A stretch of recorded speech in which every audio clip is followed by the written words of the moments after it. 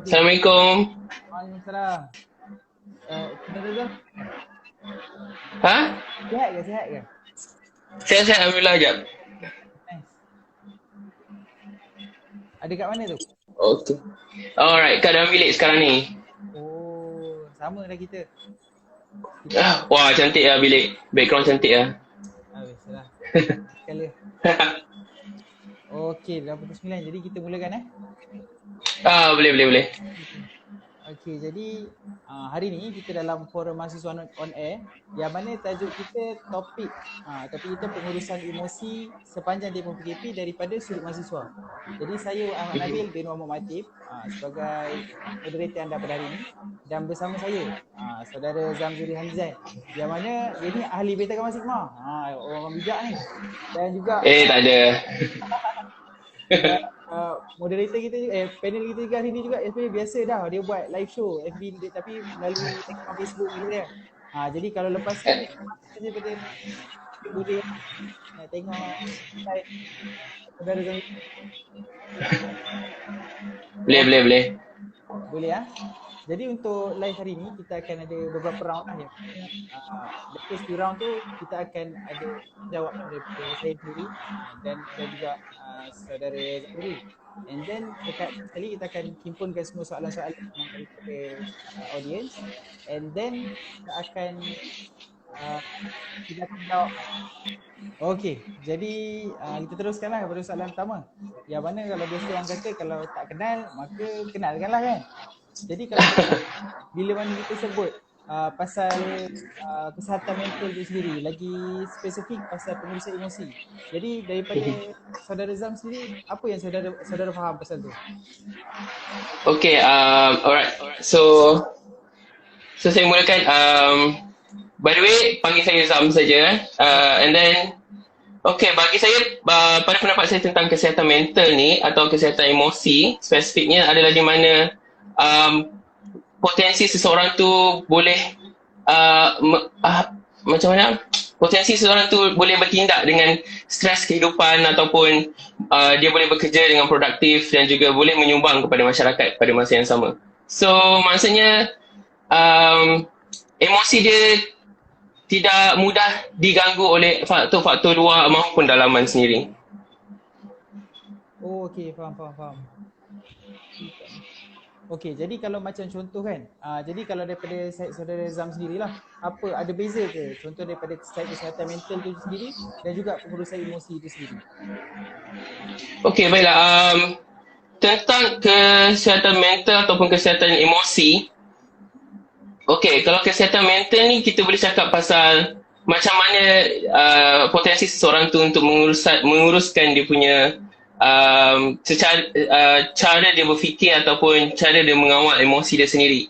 So kalau emosi pula, emosi ni ada beberapa faktor yang boleh dikatakan faktor luaran ataupun faktor dalam dan juga faktor dalaman yang membuatkan seseorang tu meletakkan emosi tu lebih daripada daya pemikiran dia sendiri. Bermaksud dia kalau ikut common sense dia benda tu tak ada masalah, tapi dia letakkan emosi lebih daripada common sense dia, membuatkan satu benda tu menjadi satu masalah bagi dia. Itu bagi pendapat saya lah tentang emosi. Sebab tu kalau kita belajar dalam pemikiran kritikal pun kita akan belajar tentang topik fallacies ataupun mistake in arguments kan. So dalam mistake in arguments kita ada informal dan formal. So informal ni adalah antara salah satunya adalah emotion. So for example like macam kita for example situation is about interview for a job, situation about interview for a job. So there's a lot of candidates, and then when there's a lot of candidates, there's one of the candidate is a single mother for example. So dalam single mother tu, interviewer dia akan evaluate orang tu berdasarkan kompetensi dia ataupun qualification dia. Tapi dia sebabkan single mother tu really need that job in order to survive, interviewer akan meletakkan emotion kalau dia tidak boleh macam mana mengawal dia punya common sense, bukanlah common sense tapi lebih kepada integrity focus on qualification or competencies of that individual. So bermaksud dia akan rasa macam okay, single mother ni lebih lebih memerlukan kerja berbanding kandidat-kandidat yang lain. Tapi sedangkan mengikut qualification atau spesifikasi yang perlu ada untuk daripada seseorang tu, single mother ni dia tidak sampai satu tahap yang sepatutnya layak kepada satu jawatan. Hanya sebab dia single mother dan interview rasa kesian, dia kat situ ada involve emosi. So basically emosi dan mental is two different things bagi saya, but it influence each other in order to make a decision. Okey, jadi kita teruskan kepada soalan seterusnya yang mana daripada saya saudara, apa pandangan peribadi saudara? Kandas. Rata-rata 80,000. Kejap. Boleh ulang soalan balik sebab suara putus-putus. Okey, tak apa. Okey, pada pendapat peribadi saudara, sebagai salah seorang mahasiswa yang terkandas di universiti UNM, macam mana bila masih sepanjang di dalam PKP, lagi-lagi bila kita sebagaimana kita faham ke soalan tu? Saya tak dengar ayat yang terakhir. Saya faham yang pada pandangan peribadi saya sebagai mahasiswa yang terkandas di UM. So yang akhir tu saya tak dapat. So macam kan as for now kita dah beberapa kali tempoh PKP tu sendiri attend kan. Jadi adakah betul tu mengganggu dan mahasiswa? Okay, so maksudnya kiranya macam pada pendapat saya sendiri, adakah extension of PKP tu boleh mengganggu emosi pelajar di UUM yang terkandas di UUM lah? Macam tu? Yes. Adakah betul? Okay. So, alright. So, basically, bagi saya, kita boleh cakap pelajar, kalau kita cakap pelajar universiti diorang ni is a set of individu yang ada critical dan creative thinking together with them. Kalau tak, macam mana diorang menjadi pelajar universiti kan? So, bermaksud diorang akan jadi seorang yang kreatif in order to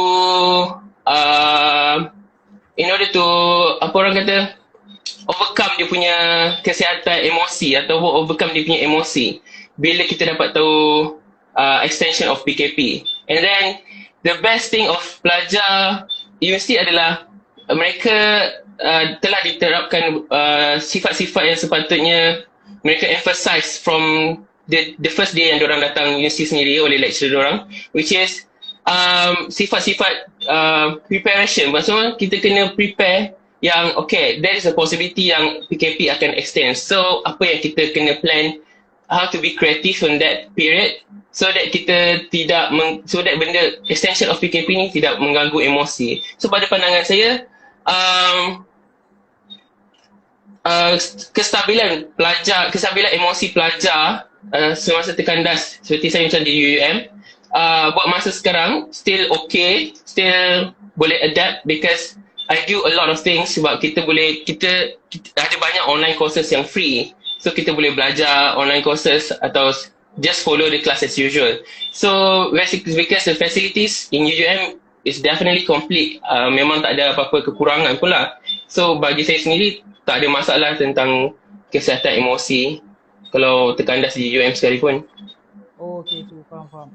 Jadi contohlah, betul kalau macam kita tengok situasi sekarang, kita kerap kali tengok dekat media sosial yang mana kalau ada setengah pelajar tu yang dia akan selalu kata lah, kalau boleh, kalau kesempatan, kalau ada kesempatan lah daripada kerajaan, daripada universiti, kalau boleh dia balik. Tapi ada setengah netizen ni tak kisahlah dalam FB atau dalam IG yang pelajar balik. Jadi adakah akan tak dengar Jadi adakah tindakan yang mana kalau diorang kata mahasiswa ni manja, bila mana mahasiswa kalau boleh meminta untuk balik, untuk pulang, tu akan meningkatkan lagi ketidakstabilan emosi. Oh, okay. So mengenai isu yang mahasiswa bukanlah demanding atau meminta kebenaran untuk balik lagi-lagi bila nak raya ni kan.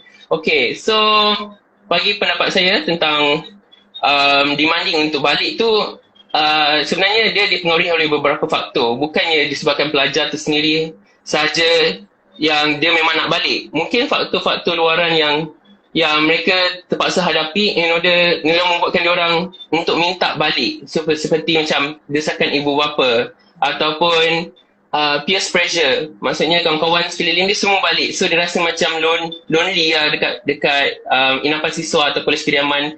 So dia rasa macam tak ada kawan lah, nak balik lah. So dengan alasan dekat nak raya. So why not? Kenapa tak hantar pelajar balik? So macam tu. So bagi saya kita boleh cakap yang itu akan something yang viral dekat social media tentang pelajar manja apa semua boleh influence emosi pelajar. Tapi kalau kita pandang daripada sudut yang positif, kalau kita cakap pelajar, bila cakap pelajar universiti ni, diorang ni bijak-bijak belaka. Tak ada pelajar universiti yang bagi saya tak bijak, tak bodoh. Tak bodoh pula, tak pandai. So bermaksud bermaksud dia sepatutnya para pelajar universiti ni diorang dah boleh menerima, diorang dah belajar accepting, which is they accept whatever situation that happen. So maybe they request because of desakan ibu bapa yang kata baliklah, mintalah balik kan. Tapi mungkin bukanlah diorang nak sangat balik, atau mungkin juga ada yang nak balik. Tapi kalau kita fikir di sudut pelajar atau di sudut saya sendiri, my parents ask me kenapa tak boleh balik ke, and then I ask boleh je kot balik, tapi kena tanya dululah. So that's why lah ada yang pelajar tanya boleh tak dihantar balik. So itulah di isunya diorang menanya. So bila netizen tiba netizen, so macam orang-orang luar yang diorang kata pelajar ni manja because they are not there. Even they are from university, they are university student, they never happen, I mean like this pandemic issue never happened for the past 10 years or for even for the past 20 years, which is diorang cakap based on what they value, depending on demands of the students. So bagi saya ini adalah satu pandemic issue ataupun COVID-19 is one of the opportunity for us to emphasize adaptability skills. So bermaksud bila kita emphasize adaptability skill ni, it's how you adapt with the environment. So by that, of course, dia akan melatih kita untuk mengawal emosi kita sendiri. Sebab we need to accept, and there is a way to agree there is a way agree to disagree. Bermaksud, ada caranya untuk kita disagree sesuatu decision, but make sure it's really in a right way atau in a manual way lah, because you are students, you act as a students. So by the end of the day, your priority is to grad with whatever you achieve. Your priority is to study and to grad and to achieve whatever you want to achieve. But then university punya priority is to make you graduate with whatever possibility happen. Diorang tak kisah kita nak, they do have KPIs, maybe diorang akan cakap, okay, this year punya graduation, kita nak first class di semua student, for example. Tapi, what the most important thing is that, make sure everyone yang daftar, macam saya batch A171, make sure siapa yang daftar A171 akan grad pada tahun 2021 September. Itu adalah diorang punya target. So, kalau nak kata pelajar, demanding atau manja, itu adalah statement yang tak boleh diterima lah bagi saya.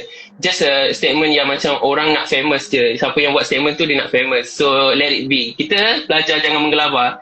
I just want to recap yang live show saya petang tadi di IG bersama Dr. Faizatul Ahmad, dan dia dapat sharekan tentang macam mana tindak balas ataupun reaction pelajar yang tiba-tiba, pelajar interns terutamanya, yang risau akan diorang punya internship period, adakah kena extend apa semua. And she advised me to jangan menggelabah, advise the students jangan menggelabah, jangan huru hara, relax.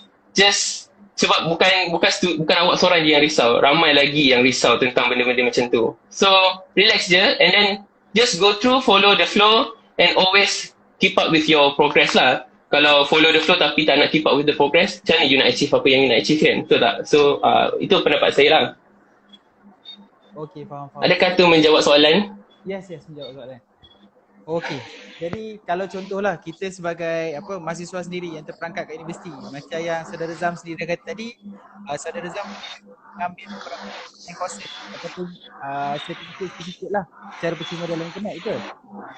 Okey, jadi Betul? selain daripada tu apa aktiviti-aktiviti yang daripada saudara Zam ni rasakan kita boleh buat, mahasiswa sendiri boleh buat sepanjang tempoh PKP? Okay, antara salah satu inisiatif yang saya buat adalah saya buat live show di IG. So, live show tu is suddenly macam idea yang tiba-tiba datang bila dapat tahu yang we are going to face the stage 3 punya PKP. So, saya fikir saya contact one of my closest friend, which is Syara Kamaro, to do a live show with her, and she agreed to it. And then I was like, okay, this is interesting sebab kita tak semestinya kena macam cari orang yang dah memang berjaya untuk sharekan dia orang punya story atau life journey. But then my point of the live show is I cari orang-orang yang very close to millennials, sebab kita semua millennials kan. So very close to millennials, so that kita akan tengok each other punya growing. When we see each other punya growing, we can learn each other punya mistakes. So that bila kita learn from kita punya each other mistake, so for example like A dia buat mistake, so B takkan follow dia punya mistakes. So definitely dia orang boleh change to another way, which is kalau kita ajak baby boomers for example, mungkin orang-orang yang dah jadi director of a company, kita sendiri tak boleh nak nampak apa yang diorang lalui, walaupun diorang cerita macam mana sekalipun, kita tak boleh nak nampak. Bila kita cakap, contohlah macam saya saya belajar account kan, so saya belajar currency juga, and then bila diorang cakap okay dulu saya kena fly pergi sini pergi situ, fly whatsoever, and then I was like okay, dulu memanglah currency is really tak semacam currency sekarang, sebab tu you boleh fly, and then pelajar universiti yang pandai tidak sebanyak pelajar universiti yang pandai pada zaman sekarang. Bermaksud kerajaan tidak boleh macam kita kena fly semua pelajar universiti, so kasih diorang fly. Dulu yes, diorang ada peruntukan tu untuk sesiapa pelajar universiti yang pandai. Sekarang ni only selected, which is very very limited seats, which is pelajar sendiri sekarang millennials kena orang kata apa, berjadi kreatif untuk achieve whatever the baby boomers had achieved before, but then in a different way. So why I invited most of the millennials punya orang, so that we can see each other, we can influence each other lah. So it's one, I do a live show. Second is I'm not doing this often, but then I ada masuk live Dr. Hendrik before ni yang dia kata belajar boleh jogging, but then I'm not a jogger lah, aku tak jogging, sorry, saya bukan orang yang suka jogging, but then tapi saya jenis suka jalan and just enjoy the views, enjoy the scenery, sebab saya duduk dalam campus, so dalam campus ni ada laluan B tu very nice punya scenery lah, sebab view dia sangat cantik sebab pokok-pokok yang daun kuning tu, daun ke bunga kuning, I'm not sure, but then so kita jalan-jalan je lah, why not kan. So tapi saya tak spend banyak untuk tu, tapi itu adalah antara salah satu yang saya buat. And then other than that, since saya juga Maybank Student Ambassador, so kita orang ada daily challenge, work from home challenge, so we've been focusing on that challenge lah. For example macam hari ni diorang suruh cari macam what is the fun fact challenge, so fun fact challenge they then post it in IG, so I do some research on fun fact challenge lah, so that I post it in my IG, which is saya luangkan masa saya dengan benda-benda yang macam tu, bukannya macam tidur atau dan makan dan tidur, tak buat apa-apa. Assignment juga kena buat kan, so pelajar-pelajar sendiri boleh manfaatkan. So macam siapa yang suka masak, pandai masak pun boleh masak, tak ada masalah, tapi be kreatif lah, masak macam mana, be kreatif lah. I don't know how you guys want to be creative. For example, okay, saya boleh bagi example macam you guys mungkin kenal fellow, and then tanyalah fellow, boleh tak saya nak guna dapur ke, we do have a bunch of ingredients tapi kita orang tak ada dapur, so why not pinjam dapur untuk masak, kita orang nak makan ramai-ramai dekat dorm, dekat bilik. So bukannya buat mass gathering dekat luar, dekat bilik kan, so dia tak ada, bukannya it's not an open mass gathering, just dalam bilik makan. just masak dekat rumah fellow for example. Macam kita orangnya fellow sangat baik, dia izinkan kita orang masak dekat rumah dia.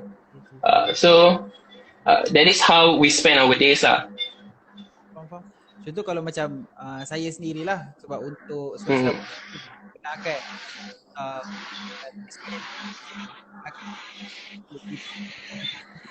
Tak dengar Nabil?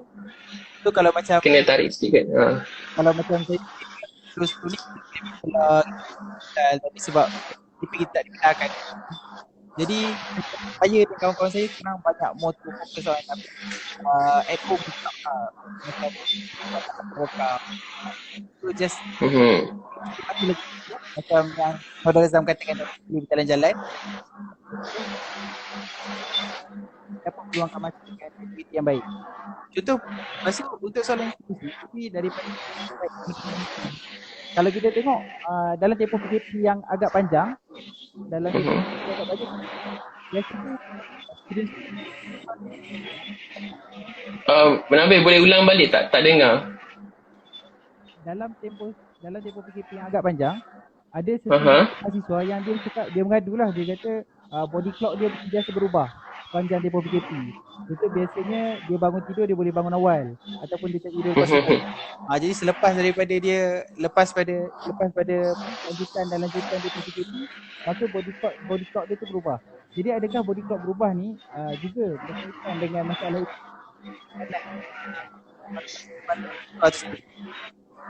Oh, okay. So, alright. Wow.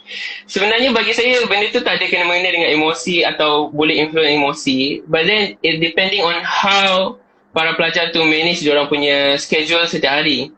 Sebab bagi saya boleh macam mana nak cakap okay.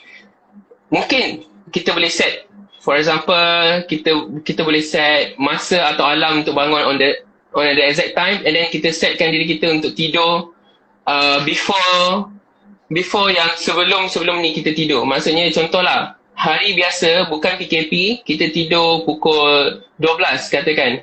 Dan walaupun esok kelas tapi still tidur pukul 12 dan still boleh bangun awal. But then untuk dapatkan balik orang kata rhythm, sebab since PKP kita start tidur pukul 4 pagi, bangun lepas Zuhur for example. But then macam mana saya buat adalah saya tidur lebih awal daripada pukul 12. Bermaksud bukannya saya tidur pukul 12 untuk dapatkan rhythm tu balik, tapi tidur lebih awal daripada pukul 12 untuk dapatkan rhythm tu balik, so that kita akan bangun lebih awal. Sebab kalau macam personal view, saya jenis yang mudah terjaga walaupun ada alarm. So saya akan macam bangun, angkat phone and then terus orang kata apa, lekakan diri dengan kita scroll Instagram, scroll notification semualah, so that saya akan stay awake and then bangun macam biasa, which is like saya akan bangun lebih awal pada waktu saya bangun. So yang tu kena praktis hari-hari. And then pasal menyebabkan tekanan diorang mengadu yang diorang tidur lambat dan bangun lambat. Benda-benda tu semuanya diorang boleh praktis sendiri untuk setkan masa diorang bangun, set masa diorang tidur. And the most important thing is that be disciplined towards your sleeping hours lah. Which is kalau you tak disiplin dengan sleeping hours, memang you susah nak dapatkan rhythm macam mana you pergi kelas sebelum ni. I mean like masuk bangun pagi seperti nak pergi kelas. So kena orang kata apa, be disiplin lah, and then disiplinkan diri. Dan saya rasa para pelajar tak ada masalah untuk disiplinkan diri sebab mereka pelajar universiti. Saya sentiasa terapkan benda tu sebab saya rasa tak ada sebab lain yang jadi pelajar universiti. Sebab yang pertama diorang jadi pelajar universiti adalah sebab diorang memang expert on, sebab diorang memang dah pandai untuk managing times, schedules, and diorang dah ada skill-skill yang tinggal nak asah je dekat universiti. Kalau tak, macam mana diorang boleh masuk universiti kan? Itu bagi pendapat saya lah. Okey, faham. Jadi sebelum kita terus pada soalan seterusnya, saya ingin mengingatkanlah. Jadi jika ada sebarang persoalan daripada audiens, jadi audiens bolehlah terus ajukan soalan tu dalam sesi Q&A ataupun tinggalkan soalan-soalan tu dalam ruang komen. Nanti kita akan review baliklah masa tempoh dalam tempoh Q&A. Okey. Jadi satu soalan. Jadi lagi soalan daripada saya lagi. Contoh kalau macam kita tengok dalam tempoh PKP ni ada beberapa pelajar yang mana memangnya kita nampak berbeza daripada biasa. Yang kita nampak dia berbeza lah. Contoh macam biasanya dia okey je, dia boleh senyum. Tapi dalam PKP ni kita muka masam. Yang mana kita assume, setengah pelajar tu kita assume lah dia ada mungkin ada tekanan perasaan ataupun tekanan mental. Jadi macam mana daripada saya sendiri kita ada mahasiswa yang lagi tuan saya kurang macam Okay, saya ulang balik soalan tu Maksudnya kita boleh tengok reaksi daripada mood para pelajar yang terkandas di UUM, di mana reaksi mereka berubah akibat penambahan yang secara orang kata apa, secara continuously terhadap PKP punya period. So kita nak tahu adakah penambahan PKP punya period membuatkan emosi para pelajar terganggu dan menyebabkan ekspresi muka atau mood mereka berubah. Adakah macam tu soalannya? Tak macam ni. Contoh kalau kita sebagai seorang mahasiswa kepada mahasiswa lain yang lain, macam mana kita nak membantu mahasiswa lain yang contoh kalau kita kata kita rasa dia ada depression ke, dia stress, ada anxiety sepanjang tempoh PKP, macam mana kita sebagai mahasiswa nak tolong dia? Okay. So, pada pendapat saya tentang maksudnya giving back to the communities, which is how we can influence them. So kalau mereka merupakan kawan kita, so lebih baiklah kita dekati mereka dan tanya masalah secara peribadi. Masalah secara privacy lah. Jangan ajak ramai-ramai tanya. Just enough one person to ask a person. So bermaksud kita tanya dan kita spend time dengan dia, bagi masa, and then maybe dia akan luahkan, maybe tak. So if tak, kita akan always being there for them. Kita dah tahu kita kawan dia kan, why not kita spend time dengan dia like a few days more, so that dia tak rasa macam dia sorang-sorang je dekat universiti ni. So itu in terms of kawan lah. Kawan, what I mean by kawan is someone you know even by name. Macam saya kenal Nabil by name and by muka, and then by club ucap UUM. So maybe when you're having a depression, when you're having a mood swing, without even I don't know what is the reason why. So maybe since I kenal you, I will try to tanya you what happened to you. Ada apa masalah ke Nabil? Maybe boleh share ke? Kalau tak share, macam mana kita orang nak tahu? So maybe kita orang boleh tolong. And then other than that, kalau dia bukan kawan, kita look out as professionals. Professionals colleague, which means that you are living in one roof. For example, you are living in Inasis VR atau Inasis Trackwinds. So when you're living in one roof, you are considered yourself and the others are part of the family in one roof. So why not you ask them regularly, tanya, okay tak, aku nampak hari tu kau ni jenis yang ramah, ambil makanan pun gelak-gelak, tapi a few days ni macam ambil makanan pun murung, sebab kita semua akan ambil makanan kan, nanti dapat makanan free. So daripada situ kita observe orang tu kan. So ada apa-apa masalah ke, nak share ke, atau kau dengan ada roommate tak? So maybe bilik nombor berapa, kita tanya, and then concern, showing that we are very concerned.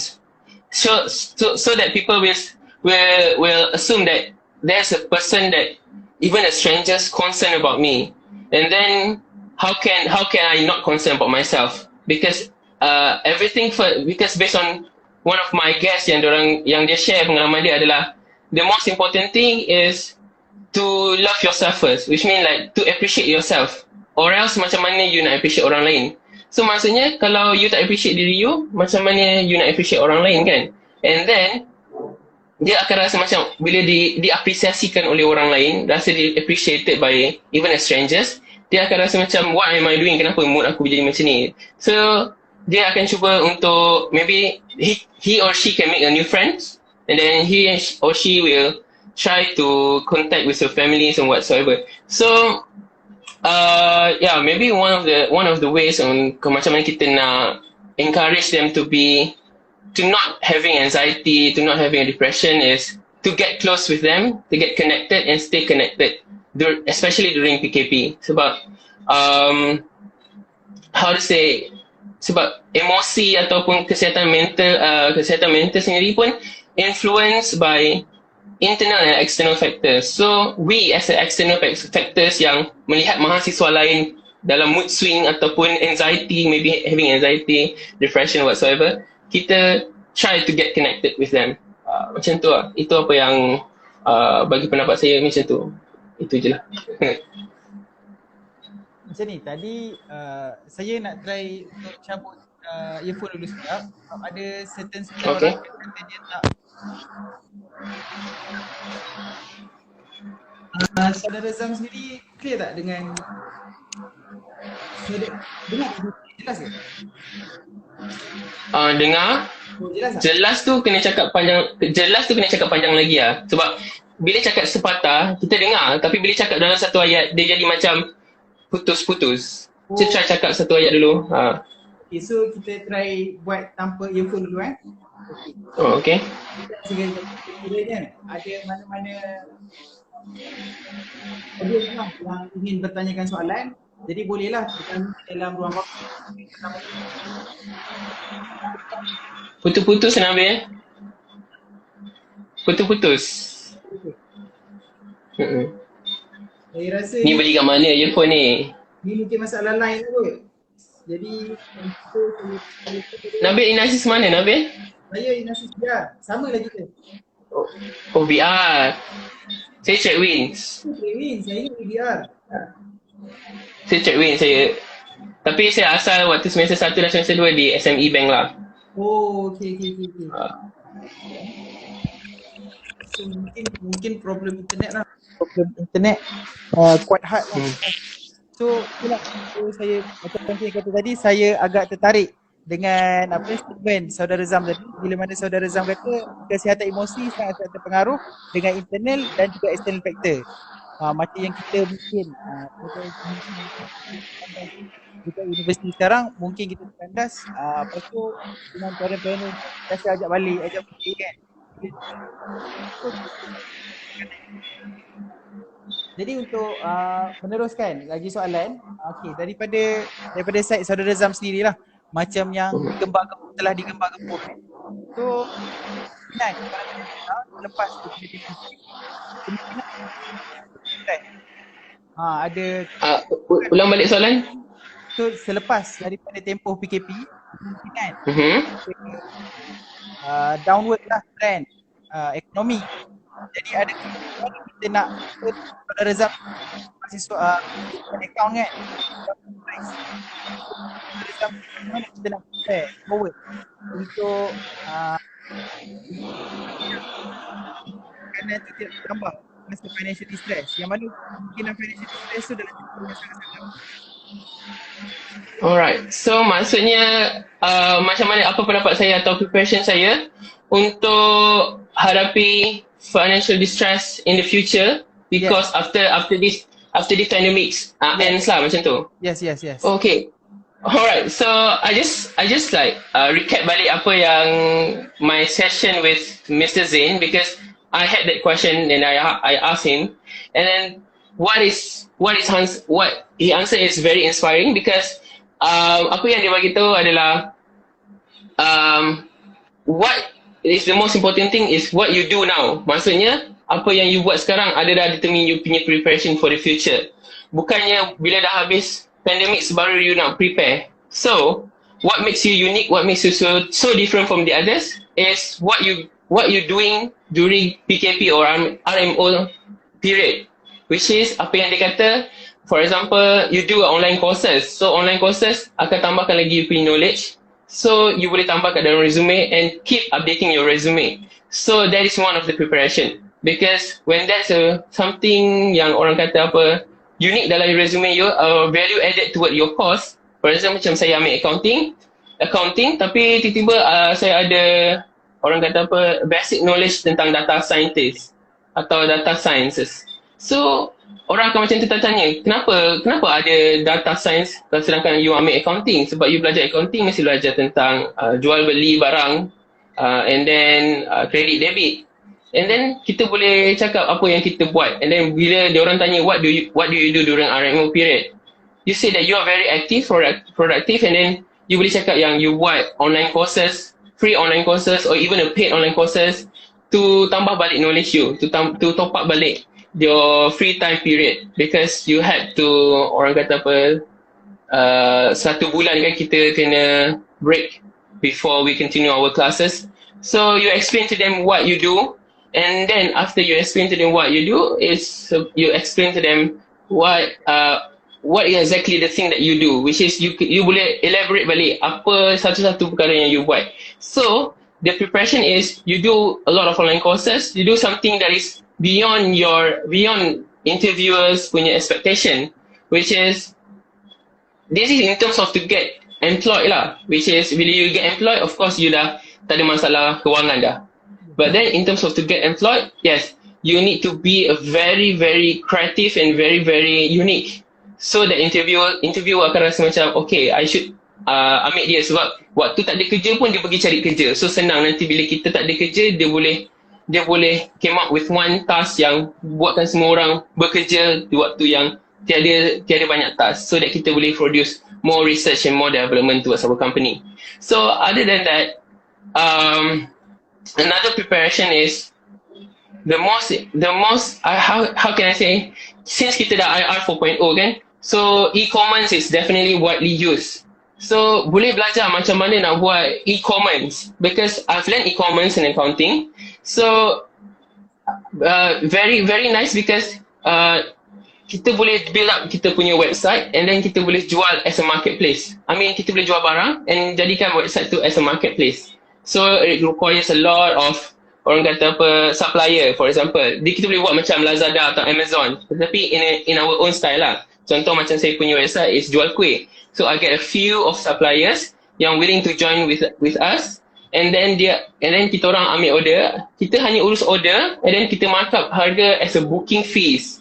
So booking fees tu kita ambil, and then harga cost kita akan bagi kat supplier, dan supplier sendiri yang akan send. So kita tak payah susah-susah nak pergi ambil barang dekat supplier, pergi COD ke apa, tak ada masalah. Kita hanya website manager. So kita uruskan website kita uruskan order, tapi kerja-kerja kuih apa semua is supplier punya kerja, bukan kita. Sebab kita as a marketplace. So e-commerce is very important, is very nice knowledge yang you boleh, yang kita semua boleh explore, sebab it's very helpful when you dah explore e-commerce punya bidang industri, which is you know how to make a website. So bila you tahu macam mana nak buat website, you build up one website and you show to the you how to say, you add it to your resume. This is websites yang I buat untuk company ni yang currently guna. So it's one of your own products, which is making you different from the other candidates. Sebab kita as a students yang tak ada pengalaman, tak ada apa, susah untuk kita dapat pengalaman tu bila kita tak join company tu sendiri kan. So sorry, saya dengar suara saya sudah tergelak. So bila kita produce kita punya produk based on kita punya pengalaman yang kita cari sendiri without even masuk dalam company untuk bekerja, membuatkan orang rasa macam yes, this is very high quality students, because they have their own products, they emphasize it and they share it with the communities, and then they get income from it, which is bila benda tu digunakan, contoh macam website tu digunakan, itu akan jadi orang kata apa, testimoni kepada dia. So testimoni tu yang boleh dimasukkan ke dalam resume. So bila dah masuk dalam resume, it will be a value added to your resume. So other than online courses, you boleh explore e-commerce punya industry. Bukannya susah pun, dan tak, orang kata apa, tak mahal pun you nak invest, because it's the fee what I mean by fee is domain and also host. So benda-benda macam tu you need to explore lah. Orang kata very affordable for you as a student to explore. And then this two is very important untuk kita sekarang explore, and for the preparation for the next punya after end of the pandemic. Sebab e-commerce sangat penting since pandemics. Bila pandemic issue, kita ramai orang introduce e-commerce punya website, betul tak? So bila banyak orang introduce e-commerce punya website, kadang-kadang jual suara dalam pun ada e-commerce punya website, aku pun tak faham kenapa. Lepas tu, so other than that, ada jual t-shirt, even t-shirt dengan 3 warna pun diorang boleh buat e-commerce punya website. So dan sekarang baru nak ada e-commerce. Dulu tak ada. Sebab apa? Sebab ramai orang duk cari website e-commerce untuk beli barang yang diorang nak. Terutamanya dekat nak raya ni diorang cari baju yang cantik ke apa. So by that, you use the opportunity to learn more about e-commerce. So it will helps you to produce your own products. So show what quality that you have yang you boleh jadi want to get employed in the company yang you nak. Other than that, you also boleh buat side income. That is the preparation yang students patut buat. Tak kisahlah kita bidang mana. Sebab macam saya belajar accounting, and then kalau kita tengok professional accountant dekat dalam Malaysia, ada juga daripadanya adalah dari bidang engineering. Diorang degree engineering, tapi diorang ambil professional papers accounting. Dan diorang boleh grad professional papers. Which mean diorang boleh jadi accountant bertauliah di Malaysia. Walaupun degree engineering, tapi ambil professional paper accounting, jadi accountant bertauliah di Malaysia. So maksudnya, bukannya you tak boleh stick pada career ambition. Career ambition, what I mean by career ambition is course yang you ambil sekarang. Contoh saya accounting, saya tak boleh fokus pada accounting saja. I need to be creative on how to develop myself in such many ways, in a very creative way.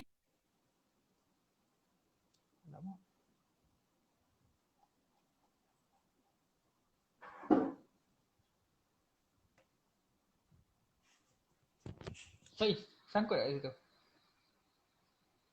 Lama.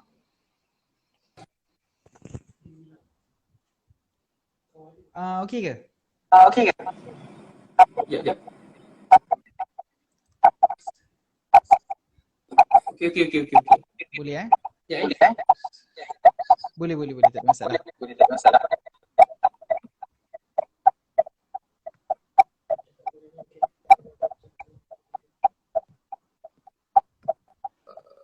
Ni kita kena reconnect balik. Ya.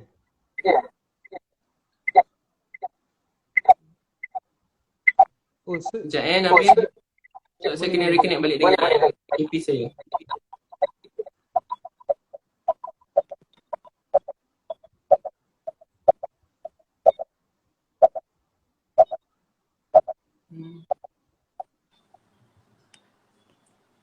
Alright.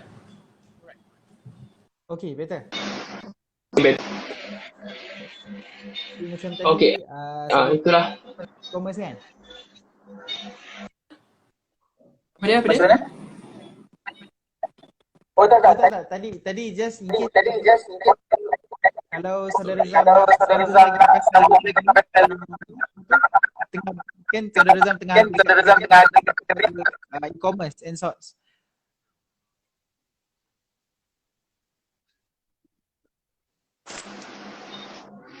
Okay. Alright, so sambung sikit je yang saya ambil petikan daripada Encik Azizul, one of the chairman advertising company. Dia kata kita kena ada dua ambition, iaitu personal ambition dengan career ambition.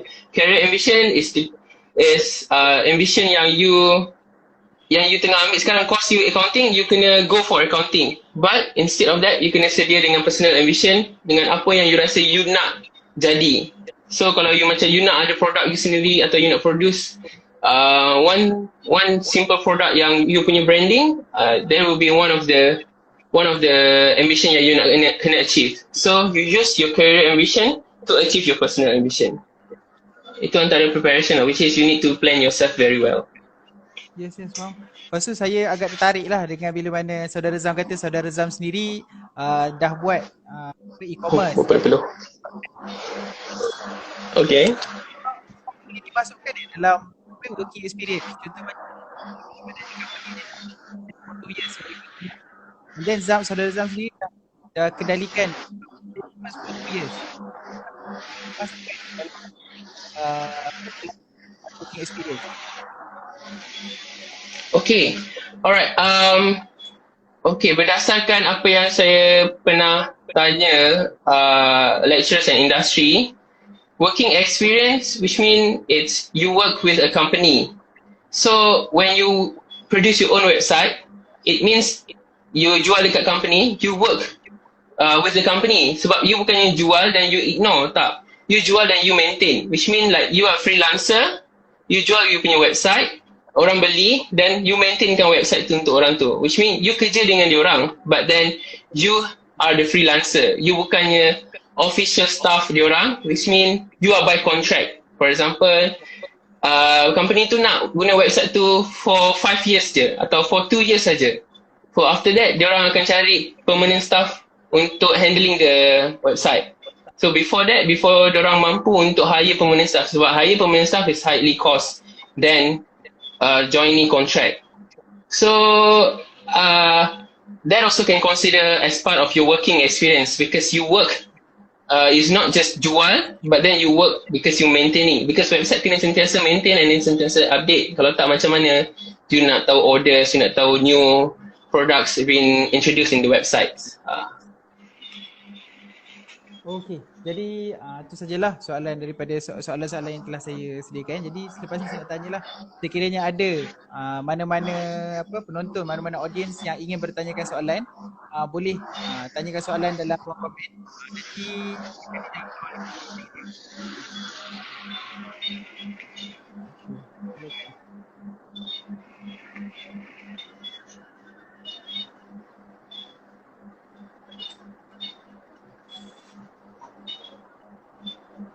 Okey, ada satu soalan daripada saudari Hanizan.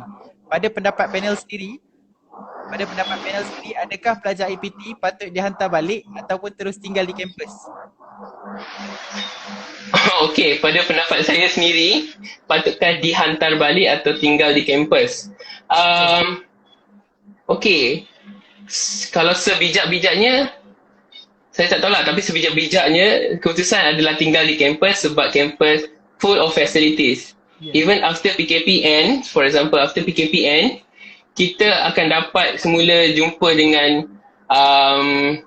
lecturer kita. So, even we are still having online classes, online examination, but then to set an appointment with lecturers to get more information, to get more, how to say, kalau benda yang kita tak faham online, kita boleh tanya dia directly face to face sebab kita dah biasa dengan traditional punya learning kan.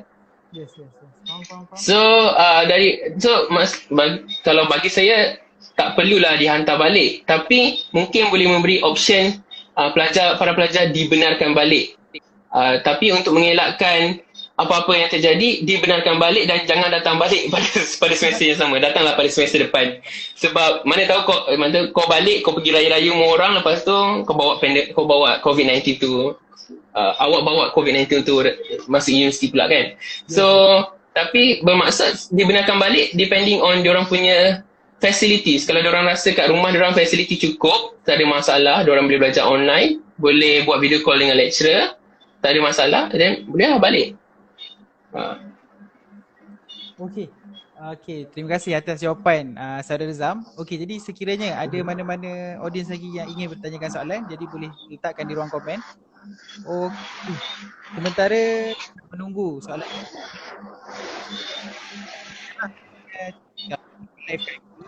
nanti tempoh masa yang digunakan hanya 1 jam.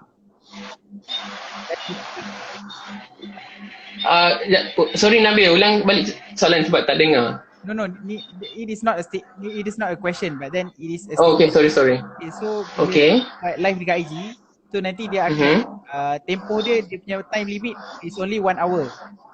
Ya. After 1 hour dia akan cut off lah. Jadi kita punya masa pun sebenarnya tak berapa nak mengizinkan. Jadi kita serahkan kepada panel untuk sedikit pertolongan. Jadi sedikit rumusan lah.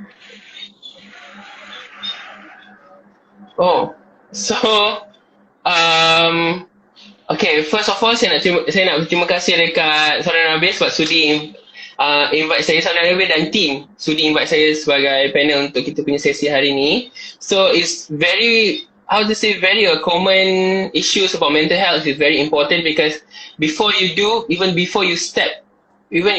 take one step, you need to take care about yourself first. Means like you kena berfikir kalau you langkah satu ni, selangkah, adakah langkah itu akan memberi kebaikan kepada kamu ataupun tidak.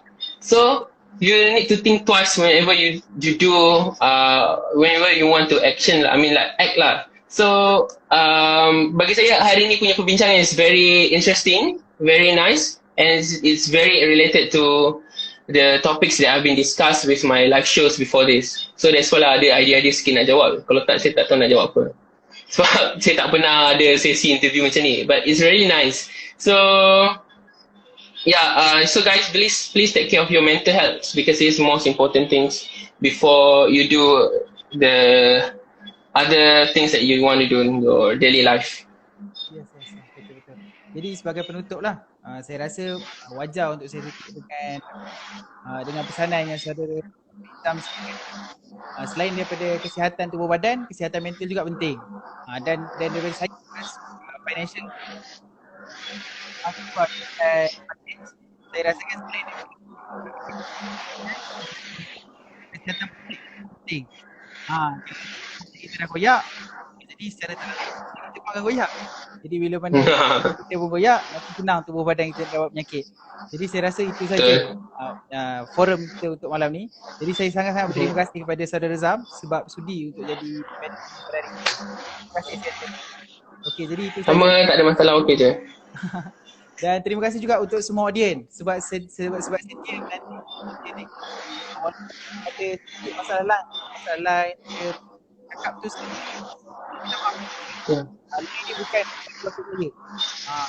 okay, saya pun nak minta maaf kalau ada offend sesiapa atau offend Nabil sendiri throughout the live show, and it's really interesting lah. Bagus lah kelab ucap ni buat live show macam ni, so sepatutnya dicontohi oleh kelab-kelab yang lain. Okey, terima kasih. Okey, jadi saya rasa itu sajalah untuk live kita malam ni. Okey, terima kasih semua.